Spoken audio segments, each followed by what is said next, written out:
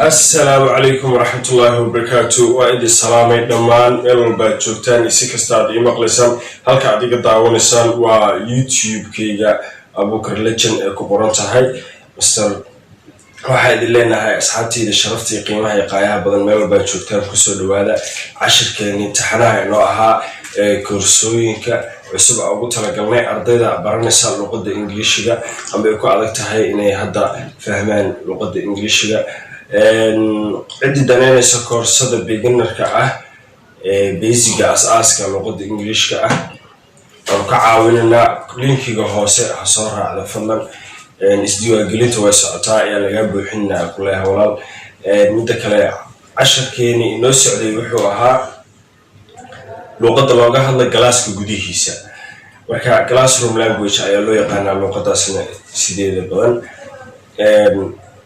wuxuu noo maraya casharka barkiisa noo maraya kasii wadana insha Allah like iyo commentiga iyo share-ta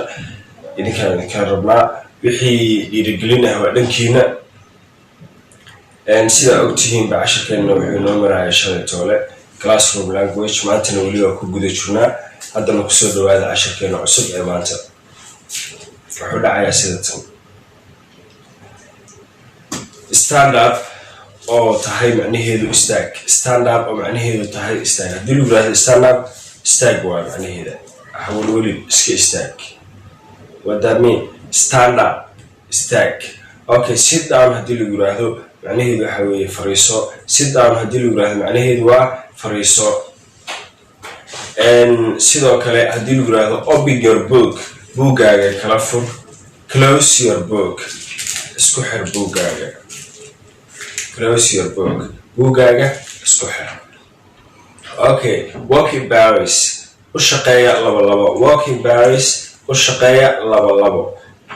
macnaheedu yahay marka waxa filayaa maanta inaad faa'iiday ana baratay sidii aad ku fahmi lahayd ama aad ku dhihi lahayd ereyga istaag fariiso buugaaga fur buugaaga isku xir laba u shaqeeya oo macnaheedu af English aniga hadana kugu sheegay u yahay meel ku qoran fadlan memorize ku samee inaad xifdisid isku day aad ku celcelisid again hawa ku afiri doontaa maalmaha kamid ah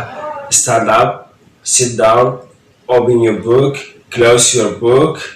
walk in Paris. That's it. وما حسنتهم أصحابتي إذا شرفتي قيمة